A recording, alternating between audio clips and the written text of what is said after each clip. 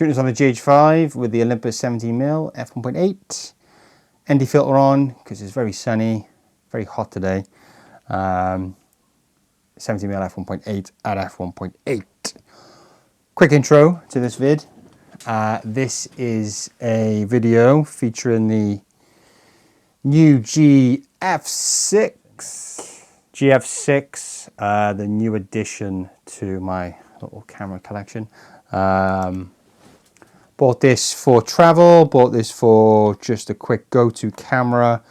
I did have the GX7, but I sold it. I did have the still have the GF3, which is a very, very good camera.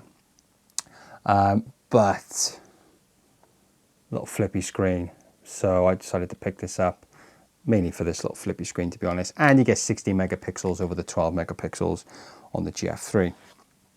So mainly for stills, but wanted to try out some video with this camera just to see how good the video was.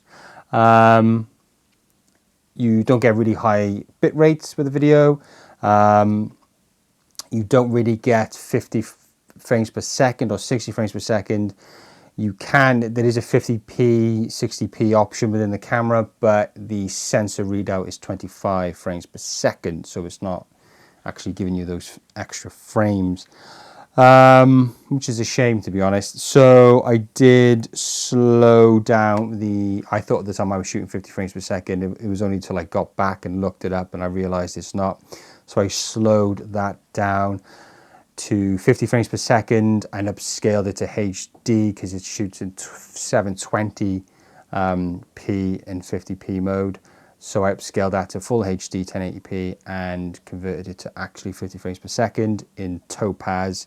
So the slow motion shots, it's Topaz footage. So let me know your thoughts on that. And I mixed that in then with 25 frames per second footage. The 1080 in this is nice.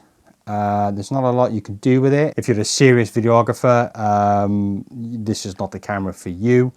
But hobbyists, people who just enjoy shooting video when they're out and about, or people like myself who have their pro cameras for video work and just want something to just take around with you that's small, compact and light. The video is really good on this camera.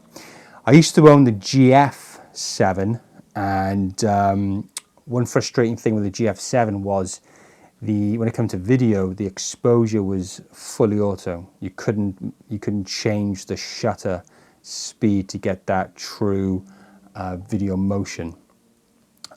Whereas this, you have control of the exposure, which is fantastic. So I can set this to 1/50th of a second for the shutter and shoot my 25 frames per second footage and have that true motion. So that was really nice to be able to do that. So yeah, I paired this with, my last video I shot with it. So we're going to check that out. It's the G80 video with the 35 to 100 f2.8, which is just magnifique.